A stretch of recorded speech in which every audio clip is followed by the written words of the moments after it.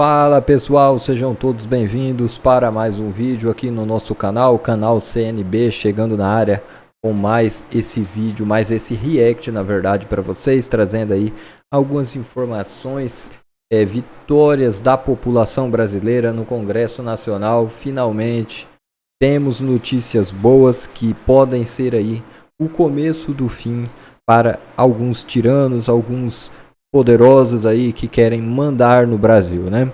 Então nós vamos reagir aqui a um vídeo excelente do deputado Gustavo Gayer, que vai trazer aqui essas notícias e ele vai explicar direitinho o que está acontecendo em Brasília e pode ser mesmo aí realmente o começo do fim de uma ditadura no Brasil. Vamos reagir aí então ao vídeo.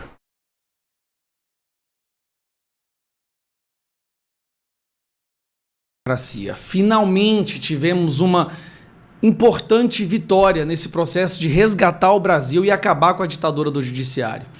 Uma das coisas que o STF tem feito, alguns ministros do STF têm feito, que realmente dissolveu o Congresso, é que quando o Congresso aprova algum projeto de lei, alguma PEC, um ministro do STF pega a sua caneta, vai lá e anula todo esse processo. Anula centenas de milhões de votos dali de dentro dos representantes eleitos. Isso é uma das coisas que mais corrompe a nossa democracia. Todo o projeto tem que ser aprovado no Senado e na Câmara dos Deputados. No início do ano foi aprovado no Senado. No Senado foi aprovado a PEC 8, que acaba com as decisões monocráticas de ministros do STF. Por que isso é importante? Isso tira o poder ditatorial do Alexandre de Moraes, do Barroso, do Gilmar Mendes, de sozinho anular uma decisão que é feita por representantes eleitos na Câmara dos Deputados e dos senadores, do Congresso. É um passo fundamental e acabou de ser votada na CCJ, na Comissão de Constituição e Justiça. Ela acabou de ser votada. A matéria aqui, ó, CCJ aprova a PEC que limita decisões monocráticas do STF. Decisão monocrática, gente, é a ditadura. É a decisão de uma pessoa, um ministro anulando a decisão de centenas de representantes eleitos. Proposta ainda precisará ser analisada por comissão especial antes de ir para o plenário. Governistas tentam barrar a votação. Obviamente, governistas é o quê? A esquerda, o PT. Lula, obviamente, está tentando barrar esse projeto de lei. Mas já foi votado. Nós já passamos da metade do processo de fazer isso virar lei. E aí, tá aqui, ó. Esse foi o placar da votação na CCJ hoje. Foram 57 votos, 39 favoráveis e 18 contra. Essa votação, ela sim você tem que tirar um print. Se esse deputado federal for do seu estado, você tem que tirar um print. Porque essa pessoa que votou contra a CCJ, votou contra esse projeto de lei, ela está literalmente votando a favor da ditadura. Isso não é sensacionalismo, não estou fazendo hipérboles, não. Literalmente, uma pessoa que é contrária a isso, ela está votando a favor da manutenção da ditadura. Aí nós temos Alfonso Mota, Bacelar, Chico Alencar, Duarte Júnior, Eduardo Bismarck, Flávio Nogueira, Helder Salomão, José Guimarães, esse aqui é o Capitão Cueca, né? Maria Reis, Petrus Ananias, Paulo Magalhães, Renildo Calheiros, Rubens Pereira Júnior, Érica Cocai, claro que o Lindbergh Farias vai estar nisso daí, Pedro Campos e Rafael Brito. Estas pessoas votaram pela ditadura, mas tivemos uma vitória estrondosa na CCJ, gigantesca. Essa vitória na CCJ não pode ser esquecida. Nós demos um gigantesco passo para resgatar. Cara, meu amigo, se a gente derruba a possibilidade de um ministro do STF ir lá e anular uma decisão do Congresso, a gente vai fazer um resgate gigantesco para a nossa democracia. O Congresso hoje está quase que dissolvido. Boa parte do que nós decidimos simplesmente é anulado lá em cima. Então a matéria está clara, olha aqui. Vou pegar a matéria aqui para vocês verem. Aqui. A Comissão de Constituição e Justiça da Câmara aprovou nessa quarta-feira, nessa quarta-feira 9, por 39 votos a 18, a proposta que limita decisões monocráticas, ditatoriais, autocráticas, absurdas, ridículas, nazistas dos ministros do Supremo Tribunal Federal. O texto deve agora ser analisado por uma comissão especial antes de ir ao plenário. A PEC faz parte de um pacote de medidas que miram competências no Supremo que estão em análise da CCJ. O texto foi aprovado sob protestos de governistas, protestos do PT, que tentaram obstruir a votação depois de não conseguirem negociar um acordo. A PEC já havia sido pautada outras 4 vezes, acabando em votar. Eles estão tentando barrar isso, vocês não estão entendendo. O governo, o PT, eles estão tentando barrar isso há meses, há mais de um ano, mas nós demos um passo gigantesco. As chamadas decisões monocráticas são aquelas proferidas por apenas um magistrado. A proposta vale para o STF e outros tribunais superiores, como o Superior Tribunal de Justiça e o Tribunal Superior Eleitoral. Na prática, a PEC prevê que magistrados não poderão, por meio de decisão individual, suspender a validade de atos dos presidentes da República, do Senado ou da Câmara. Ou seja, devolve um pouco da democracia para o povo. De acordo com o texto, ficam proibidas as decisões monocráticas que suspendem a eficácia de leis ou atos de presidentes da República, do Senado, da Câmara e do Congresso. A PEC já foi aprovada pelo Senado. Por regra, a CCJ avalia a constitucionalidade e a admissibilidade das propostas e não o mérito. Cabe ao colegiado dar aval ou não para o avanço dos textos na casa. Depois de aprovada, uma PEC ainda precisa ser analisada por uma comissão específica. Então, vai ter a análise da comissão específica, beleza? Depois vai ser votado no plenário vai passar. Depois vai o Lula para sancionar. O Lula vai vetar. Você pode ter a mais absoluta certeza. Já vou te explicar. O Lula vai vetar isso daí, porque o Lula, se isso aí passa, o Lula perde o seu operador da ditadura, o seu capanga superior lá no STF. E aí, vamos derrubar o veto. Ele veta, não tem problema, nós vamos trabalhar para derrubar esse veto. E a partir desse momento, o STF vai perder muita força nessa corrosão da nossa democracia. E voltará a agir como uma corte que sempre deveria ser. Trabalhar para assuntos da Constituição. Uma grande vitória. Pode se alegrar, isso é uma grande vitória. É um passo dado em direção ao resgate da nossa democracia. Isso aqui para mim foi inédito. Eu nunca tinha visto um ministro do governo ir publicamente na imprensa, usando até mesmo o canal do governo, para simplesmente cagar, assim, defecar com hemorroida no governo e escancarar as entranhas da podridão desse governo Lula. Um ministro, eu não sei se foi de propósito ou não, sinceramente eu não sei o que aconteceu, mas o ministro da Defesa, durante uma entrevista, uma palestra aparentemente, ele fala abertamente a podridão dentro do governo e por que a ideologia da esquerda está destruindo a nossa nação, o sistema de defesa, e não, pior do que você possa imaginar. Eu, sinceramente, esse cara, se ele não foi exonerado hoje, eu não sei, eu não estou entendendo mais nada. Isso aqui foi pior do que o Sérgio Moro, quando ele saiu daquela forma covarde, tentando derrubar o governo Bolsonaro, porque ele queria ser o próximo candidato à presidência. Só que esse aqui não, esse aqui a gente sabe que esse cara aqui não tem relevância, ele realmente parece que ele tá, tipo assim, tava tudo entalado, ele foi ali e soltou tudo do governo. Olha que loucura, eu vou pausando e te explicando a gravidade do que ele tá falando aqui, vamos lá. A questão diplomática interfere na defesa. Houve agora uma concorrência, uma licitação, venceram os judeus, o povo de Israel. Mas por questão da guerra, do Hamas, os grupos políticos, nós estamos com essa licitação pronta, mas por questões ideológicas nós não podemos aprovar. O governo fez uma licitação, o povo de Israel venceu, os judeus venceram, o governo cancelou por causa do Hamas. Ele falou claramente, por questões do Hamas, da guerra. Peraí, nós não vamos fazer uma licitação com o grupo que venceu, porque esse grupo que venceu está lutando contra os terroristas que apoiam Lula, é isso? O TCU não permitiu dar o segundo colocado e nós estamos aguardando que essas... Queriam dar para o segundo colocado, porque não pode dar para o povo judeu a licitação. Passe para que a gente possa se defender. Nós, por exemplo, importamos potássio do Canadá, quando nós temos a segunda maior reserva de potássio aqui. Mas por questão ideológica, a Constituição prevê. Mas como está embaixo da terra dos índios, nós não podemos exportar, nós não podemos explorar o nosso potássio. Então a gente tem que ficar comprando um produto muito mais caro de fora, que é explorado lá, tá?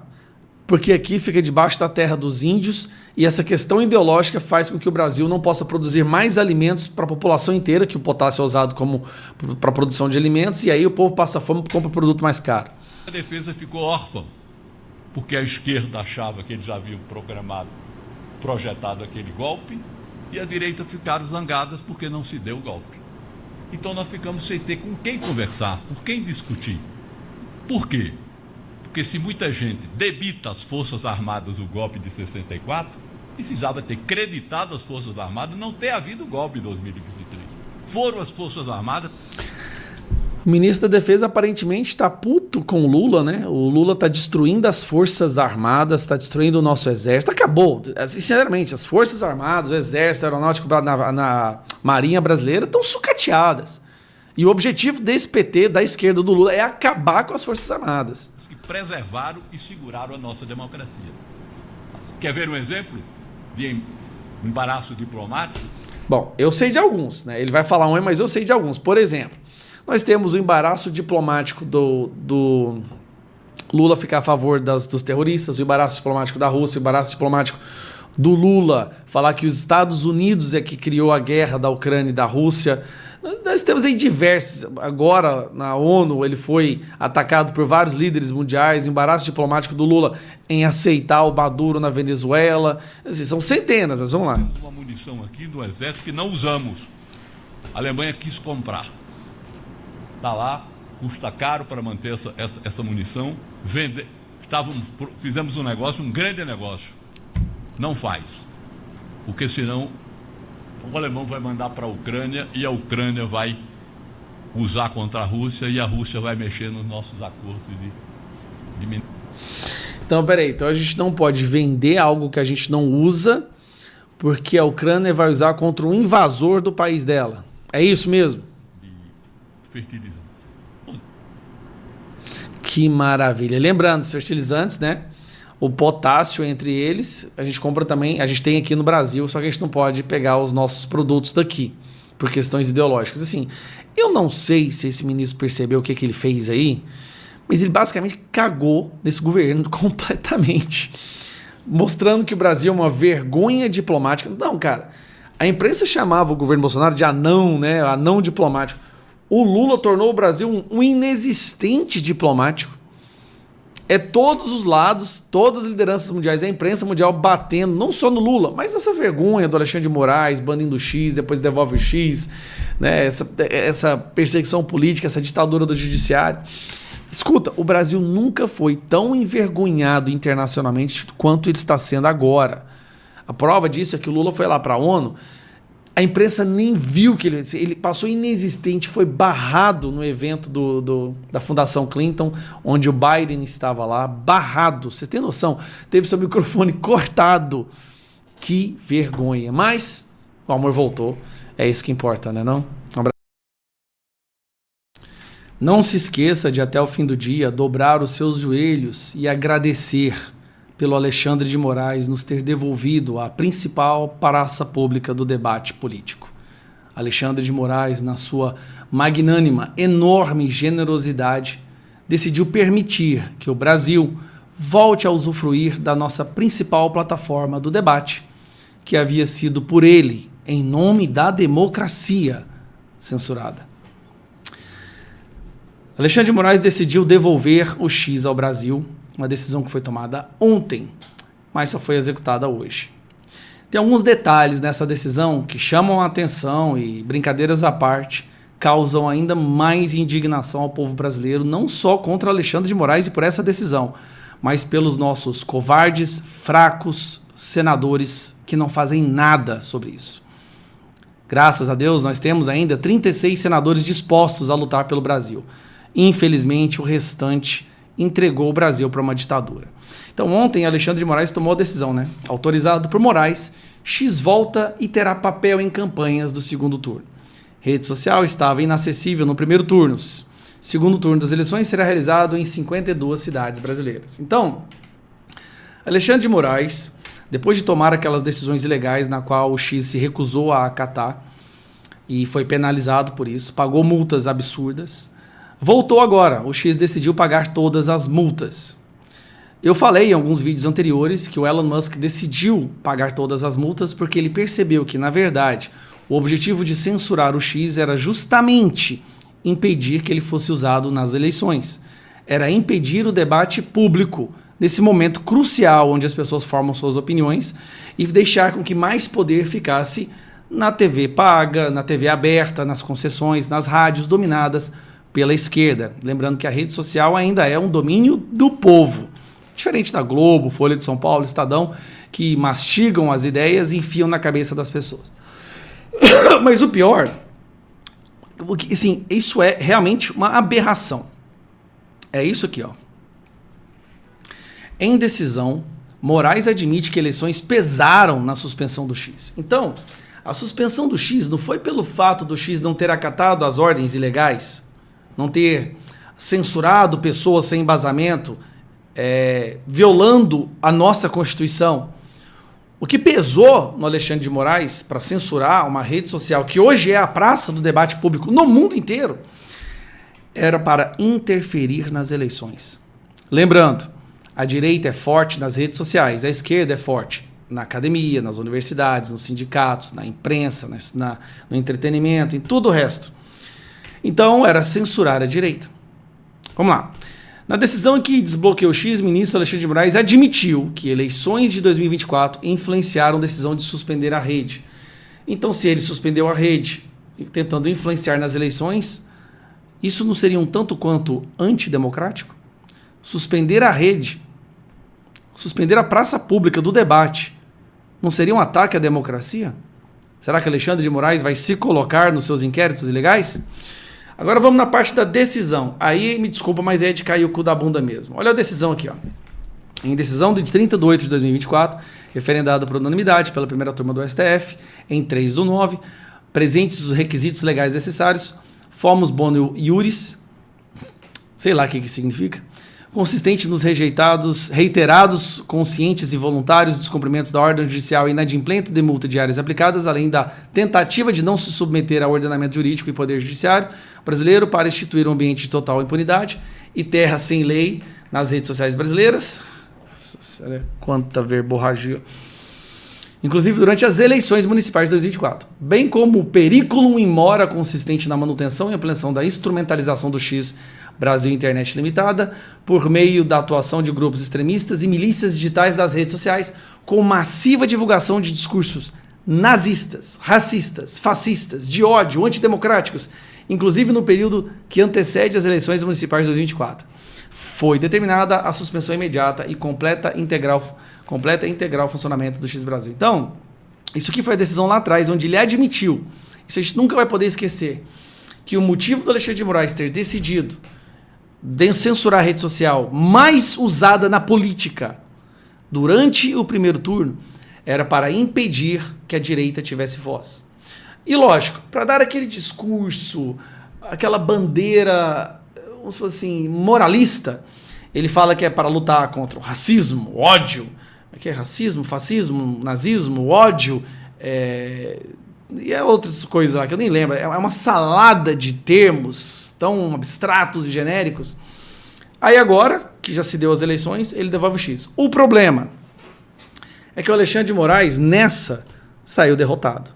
Se ele impediu que o X funcionasse para interferir nas eleições, parece que não deu muito certo. Afinal de contas, a direita cresceu vertiginosamente, a esquerda derreteu, mas derreteu de uma forma do pior momento do PT na história, isso porque tem um presidente do PT, né? O que é curioso ele ter ganhado as eleições, mas não deu certo. Então, mais uma vez, Alexandre de Moraes perdeu, porque se ele queria que a esquerda crescesse e a direita perdesse prefeituras e não fizesse vereadores, meu amigo, o PL proporcionalmente foi o partido que mais cresceu no Brasil, em porcentagem. Nós estamos hoje, finalmente, colocando a direita na base da política nacional. Então, se o objetivo era impedir de fazer políticos, né, prefeitos e vereadores de direita, do PL, do Novo, não deu certo. Não foi o X, a censura do X, que conseguiu impedir que isso acontecesse. Porque, a verdade, esse é um movimento, é uma onda, é uma tsunami, que não adianta você colocar alguns sacos de areia achando que assim não vai chegar até você. Vai chegar no Brasil todo e já está chegando. Os resultados, os próprios analistas falam que a direita foi uma das maiores, a maior vencedora nessas eleições. É o povo acordado. E aí o povo, quando ele está desperto, não precisa mais do X. As pessoas já sabem o que está realmente acontecendo. Então é mais uma derrota para o Alexandre de Moraes, embora ele tenha admitido que a intenção era interferir nas eleições. Um abraço. Não se esqueça. Pessoal, não vai parar, a direita não vai parar de crescer, podem fazer o que for, censurar, calar, mas a direita mostrou aí nas eleições municipais e cada vez cresce mais e mais e mais. E talvez seja por isso o desespero, né? Talvez o desespero aí do lado de lá seja esse crescimento espontâneo da direita, né? A direita não precisa ficar censurando, calando. A direita apenas fala aquilo que é a verdade, é o que a população quer. E aí a população, claro, vai ali apoiar a direita, porque a direita expressa aquilo que o povo vê e passa no dia a dia, né? Esse negócio de todes, nossa, cara, é tanta besteira que a esquerda inventa e as pessoas de bem que trabalham não querem saber dessas coisas, cara. Né? E aí o recado foi claro na CCJ, Carol Detoni, sobre o pacote, né, de medidas para frear o STF. A presidente do colegiado afirma que pautas corrigem a atual interferência da corte, declara esperar que Arthur Lira dê um andamento nas propostas, né? Então aí a Carol Detoni, que faz um brilhante trabalho lá na CCJ, né, não se acovardou, não teve medo aí de processo, de nada do tipo, e colocou os projetos para frear aí o Supremo para votação, né? Não tem jeito. A direita veio e agora, com esse crescimento, o desespero fica cada vez maior e aí, né, tudo cai na mão de Moraes, até mesmo para ele decidir o destino dos 28 milhões de multas paga pelo X. Para onde será que ele vai enviar esses 28 milhões de reais, né? Fica aí essa dúvida pra gente. E aí tudo a gente pode levar a crer, né? E é por causa desse cara aqui, né? O cara que fez aí com que o Brasil despertasse novamente para a política, Jair Messias Bolsonaro. E aí, falando ainda, né, de leis que podem ser aprovadas, uma revisão da lei da ficha limpa pode reabilitar políticos inelegíveis. O Senado deve discutir a mudança na legislação eleitoral e aí Jair Bolsonaro poderia estar de volta na briga por uma disputa aí em 2026. E é lógico aí o Lula e até mesmo essas pessoas do Supremo aí que não gostam muito do Bolsonaro podem estar ficando já desesperadas. E aí talvez seja o motivo de tanta censura, né? Eles tentam impor aí nas redes sociais algo assim que eu sinceramente não entendo porque que eles fazem isso. A rede social, na verdade, é um lugar onde pode ter esquerda, direita, centro, mas parece que eles acham que nas redes sociais só a direita manda. Mas não é. É como eu disse, a população tem o sentimento de normalidade. Quando chega a esquerda com as ideias totalmente equivocadas, de liberação de droga, de aborto, as pessoas não querem saber disso. E nas redes sociais, a maioria não quer saber disso. Porque aí os ministros vêm achando que aquilo é discurso de ódio, é não sei o que, não sei o que. E o PT diz que a direita foi favorecida por emendas na eleição, né? O Lula é o presidente, ele libera as emendas e vem dizer que a direita foi beneficiada. Fosse assim, falar em benefício, o PT, né, não era nem para ter cargos hoje em dia, era para estar tudo ou preso, né? Não sabe-se lá onde. Aqui. Isso sim é ser beneficiado, né? O governo Lula descumpre regra que prevê redução de indicações políticas na Telebrás, ou seja, mais uma interferência aí nas instituições, mais o Lula metendo o dedo dele nos órgãos para desestabilizar, né? Mais uma vez. Como já vimos também na Petrobras, escândalos aí, e a Telebrás agora também sofrendo interferência. Esses cargos são ocupados por aliados políticos, com salários que podem chegar a 30 mil mensais. Então imagina aí, você tendo direito de botar parente, amigo, alguém que te fez algum favor, num carguinho ali de 30 mil reais mensais. É isso aí, meus amigos. Eu vou ficando por aqui com esse vídeo. Deixem o like aí se você gostou. Compartilhe o vídeo com o máximo de pessoas. Não esqueça E logo estamos aqui de volta com mais novidades da política. Então, fiquem atentos já ao sininho das notificações. Forte abraço, fiquem todos com Deus e até a próxima.